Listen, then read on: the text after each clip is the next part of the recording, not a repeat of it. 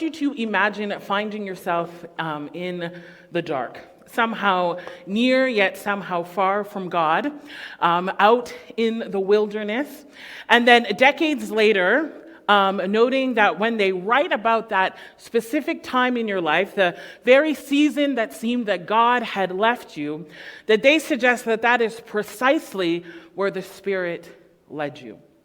Not as a punishment, not because you had wandered from God, not because you were absent from the work of God, but because you were filled and led by the Spirit. Luke 4 suggests just that when it says that Jesus, full of the Spirit, was led into the wilderness. It doesn't seem quite right. It doesn't quite fit our narratives. After all, we did not come to Jesus so we could find ourselves in the wilderness. We do not seek the Spirit's guidance to find ourselves then in parched and dusty spaces. We do not seek the Spirit so then we can find, do we not seek the Spirit so then we can find ourselves in spacious places? Do we not want to find ourselves in green pastures, alongside running water? Yet here is Jesus, filled with the Spirit, led into the wilderness. It's in this secluded space, isolated, parched, and dry, that Jesus fasts and prays for 40 days and 40 nights. And there, led by the Spirit, participating in the spiritual practice of prayer and fasting, the devil arrives. Now, the devil is the word that we use to personify evil. And as N.T. Wright suggests, it's not so much that we want to envision this figure sitting across from Jesus in conversation, as much as it's this string of natural ideas in his own head that are plausible, attractive, and make, as we would say, a whole lot of sense. The whisper from the devil begins with a question. If you are the Son of God.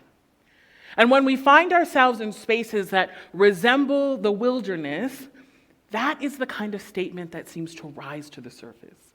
These are the kinds of thoughts that come to our minds.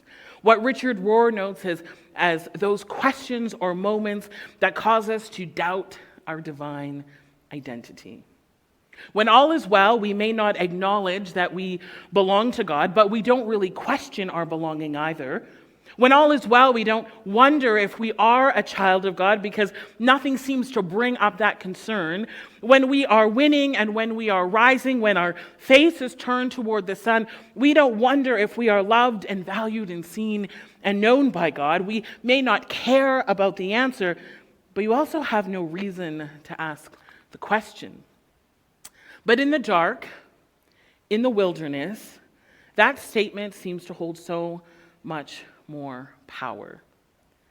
The statement has the power to redefine us, to make us ask questions that perhaps never once crossed our mind. Did God really call us their own? Does God actually see us? Are we truly beloved? Are you actually a child of God, created in God's image? Because if we are, a miracle would be great.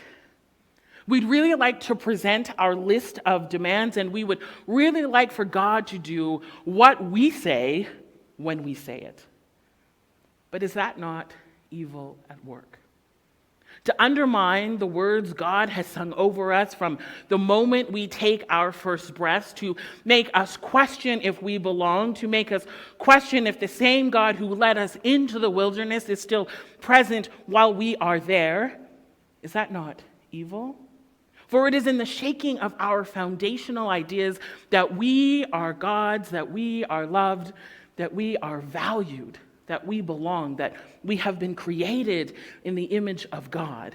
It is in that very space that room is created for all other temptations to become reality. When we no longer believe that we belong to God, that we are called and known by God, that we are created in their image, right there, we place ourselves in the path to be shaped and to be molded and to be defined by anything else.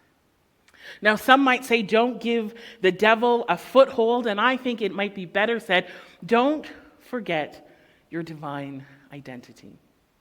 Don't forget that you belong. Don't forget that you are called, that you are so valued and loved and worthy, that even though you can be defined by almost anything, God invites us to be defined by Father, Son, and Holy Spirit.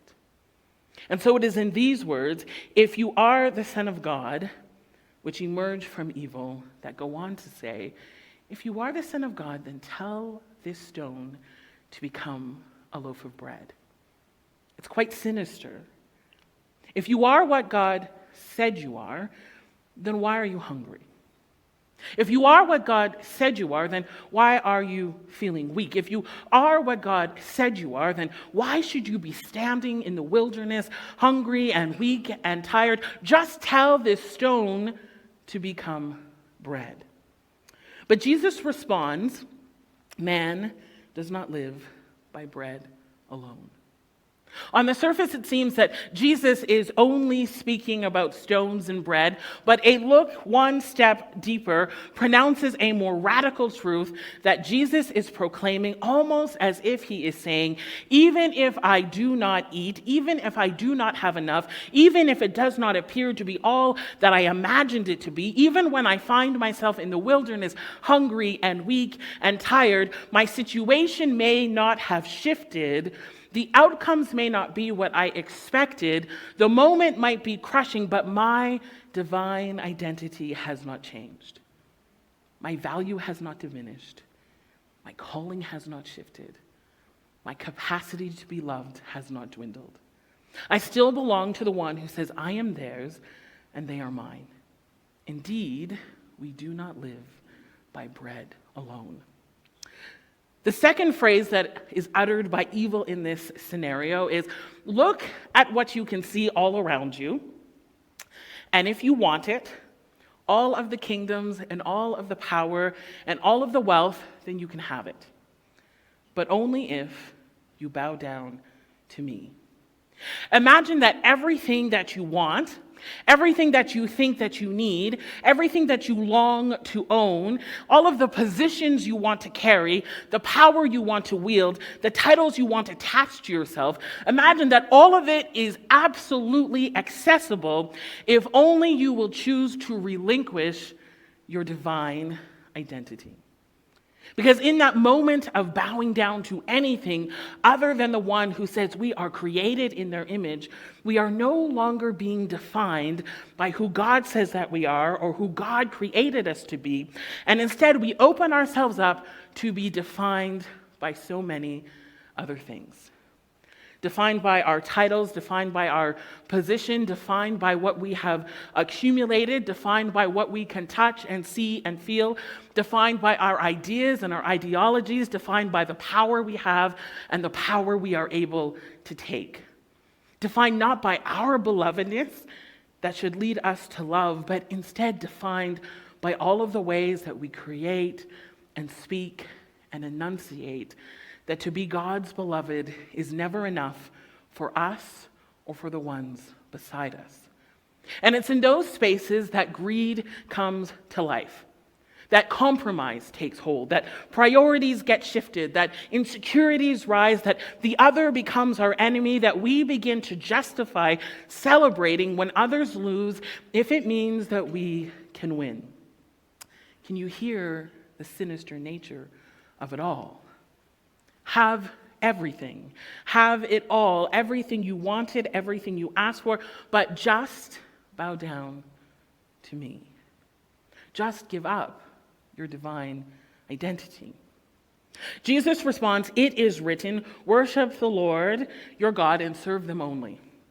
Imagine for a moment the prophetic witness that the church would have if we wholeheartedly took the same stance as Jesus in the face of this great temptation. What would change and what would shift? What would be different if the church lived these words out? We worship the Lord our God and serve them only. Imagine the church rising in the face of all that says, if you just bow down, and chooses instead to both declare and live these words, we worship the Lord and serve them only. It is there in a life.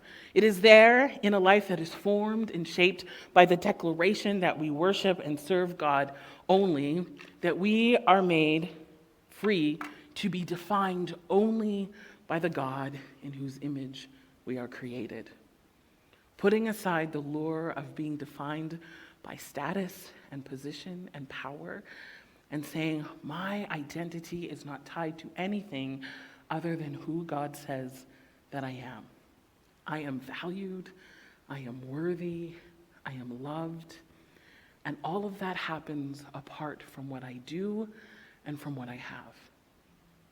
The final words that evil utters in this section seems to echo the first. If you are the Son of God, once again bringing into question who Jesus is, the root and the heart of his identity. And he says, just jump off the highest point, because the scriptures say his angels will guard you and you will not even hurt your foot on a stone. And this is what is so interesting in this part, is that evil uses the same language that we do. Evil uses the same source that we have, the scriptures, but it has completely different intentions. Which is why it is so easy for us to say, the Bible told me so, and still find ourselves moving in opposition to Jesus, moving in opposition to the way and the will of God. But this final statement of temptation is less about us doubting our divine identity and more so an invitation to doubt the divine. Once we determine that God is no longer trustworthy, that the divine is not for us but against us, it becomes easier and easier to eliminate our identity as ones who are valued and loved and worthy. And I want you to consider this. I want you to think about when you go shopping, about all the kind of steps that it takes. So you walk into a store. I'm going to look at Kristen. Kristen likes shopping. Or actually, we should be shopping at Kristen's store. So we're going to go into a store, and then if you're at Kristen's house, you're going to go through racks and racks and racks of items, and you're going to find something really beautiful. You're going to find a great pair of pants. You're going to find a wonderful top, maybe a jacket, and some shoes. You're going to try it on. You're going to pay for it. Then you're going to go home, and either you keep it or you go home, you try it on, new light, new mirrors. You say, I hate it. And what do? You go back to the store, you take it back, you go back to the till, you give them your credit card or whatever, and they return the money to you. And then you go to another store because you've decided that one isn't quite good enough. Sound familiar? And maybe most of us do that simply from our computers, or maybe that's just me. Now, all of that is a transaction. And what evil proposes in the final temptation is that one's identity can be grounded in what it is that we believe God will do for us. And if God fails to do what we tell them to do, then we can walk away. We can walk away bruised a bit, hurt a bit, confused and disappointed because we didn't get what we paid for. Is that not the root of most of the stories that end with us or others both abandoning the identity that God gave us and abandoning God himself? We thought if we were good, life would be easy. We thought if we prayed a lot, we would get what we wanted. We thought if we did more good than bad, that all would be well. We thought if we did the right things and followed the right processes and became who we thought they wanted us to be, then God would ensure that the wilderness stayed far from us and we would finally know that we belong. But that's not the invitation that is offered to us. And so Jesus responds to the voice of evil and says, but it is written, you should not test God. In other words, the point of the relationship with God cannot be based on outcomes. Our identity as valued and loved, worthy and belonging and created in the image of God cannot be grounded and sustained if we only believe those things when we get what we bargained for, when the miracle happens, when the healing comes, because the solution is exactly as we defined it to be. Richard Rohr has a name for that type of relationship with God, and he says it's transactional rather than transformational. And he says a transformative relationship with God is seen when we are changing our minds toward love, changing our heart towards community, and changing our body toward living in the present. Now, while Jesus is in the wilderness, and he responds, "You will not test the Lord your God," he is insisting that his divine identity is not defined by what God does, but rather it is defined by who God is. And that too is our invitation, to choose what and to choose who will define us. Now, you know, many of you, that I am a mother to 3 children, each very unique, and my middle son is the energetic one, and he demonstrates. I just want to put a note out there for middle children that I keep telling everybody, who's middle? Raise your hand. That's it? Whoa, well, I'll tell you after then, because there's not enough of you to gloat. Or maybe the older. My sister insists that when I told her that middle children are the best, that obviously it was fake news. So. So I am a mother of 3. My middle child is very energetic. He's the kind of child who thinks that stairs are for jumping down. He thinks that the banister is for sliding down. And he's always practicing gravitational experiments from our stairs. He's always attaching something to string and seeing what's going to happen. When we first moved into our house, so it's an older house, so things aren't at the same code level all the time. And one of the things is we have this banister at the top. And we also had a pile of laundry that was growing by this banister. And he decided to climb it, and I came just in time as he was about to stand there and decide, what's going to happen if I jump from the top of our house to the bottom? What's going to happen? So that's my child. And on one day when we had a little bit of a difficult moment, I was talking to him, and I forgot that he is really soft-hearted as well. He takes everything you say literally, and he feels everything deeply. What a combination, right? The child you have to keep recorrecting feels every recorrection as a big hurt in their heart. So he takes everything literally, and I kind of forgot that as we were redirecting, and I said, we just want you to be a good and kind boy. And we want other people to be able to see the way that you're good and kind. Now, I thought it was like a kind of harmless pep talk until a few days later, he came up to me with a very serious face, and he said, "Am I good?" Oh. And I realized that my words had left him questioning his identity. And I was reminded about how easily we are defined by so many things that speak in opposition to who God says we are.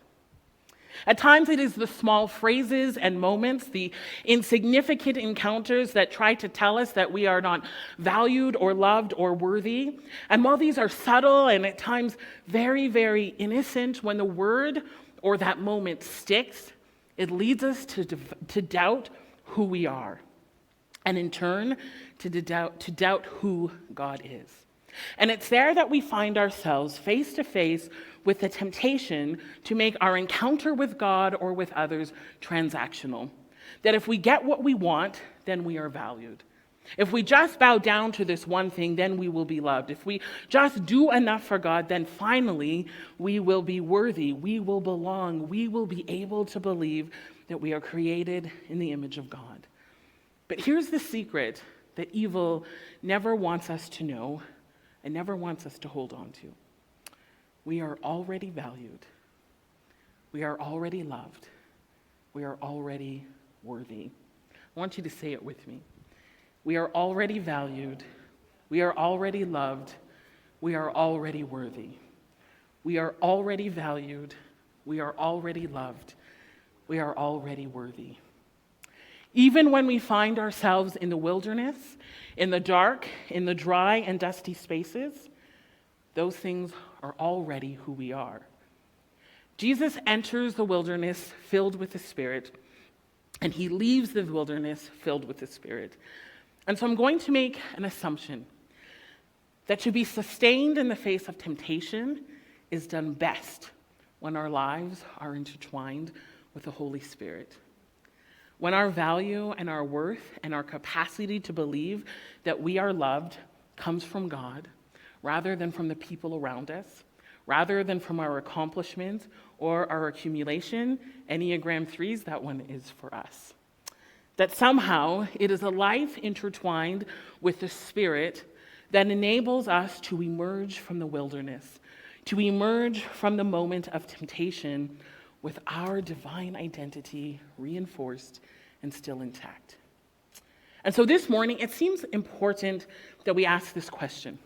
What are we doing to cultivate our connection with the Spirit?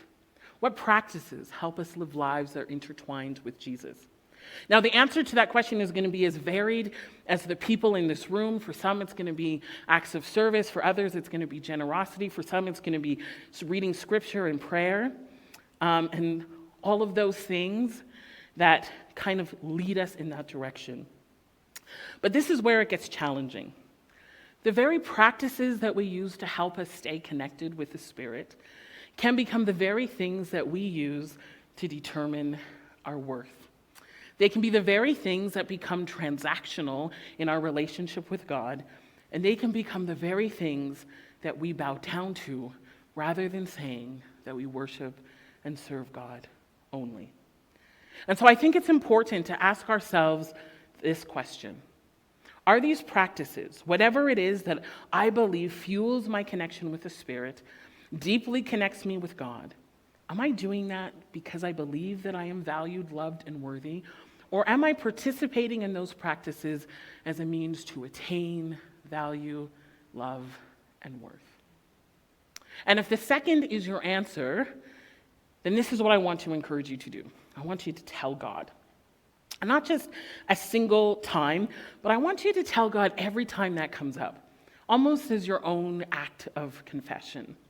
I think there's something about getting in the habit of facing the temptation that suggests we have to prove our worth, that we must bow down to any other thing than the Christ, that insists we must do something in order to achieve God's favor. I think there's power in calling out the temptation in real time and saying, in this moment, I don't believe that I'm worthy. To say, I really want to bow down to this or to that, to this person, to this attitude, to this perspective, because I think it's going to give me value. I think it's going to guarantee me love and acceptance and belonging. I think there is power in acknowledging when we are being transactional with God and when we are angry and disappointed when the transaction does not go our way.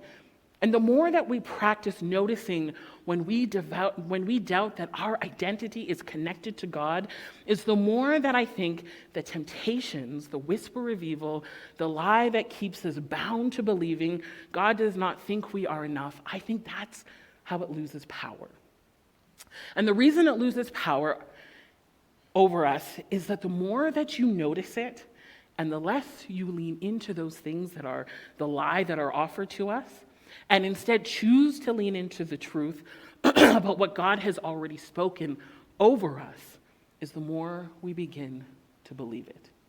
It's the more that it becomes who we are. It's the more that the voice of the Spirit speaks louder than the voice that says you are not loved, valued, or worthy. And so my prayer for you is that as you encounter the temptation to prove yourself, that as you encounter the temptation to be transactional, as you encounter the temptation to bow down to any other thing than worshiping the Lord our God only, my prayer is that you will simply tell God. And that by telling God, it will become more and more commonplace for you to lean into this truth. I am valued, I am loved, I am worthy. I already belong. I was created in the image of God, and this is my divine identity. Let's ask the worship team to come up. Now, this is something I definitely don't have nailed down, and it's something that kind of is a day in and day out, moment by moment conversation that I have with God. But today, I want to invite us to perhaps do something a little bit different. I want as you think about those temptations that have kind of been put before us, and to think about the ways that when we think about ourselves in one way, that it changes how we think about those around us and changes how we respond to the world around us. That at our core, when our identity is not aligned with God, that it really shifts the way that we identify and care and love our neighbors. I want us to think about what it looks like to start today with telling God. And so I'm going to encourage you that as we sing and as we close the service, that you take time to begin that process and to begin that process of prayer.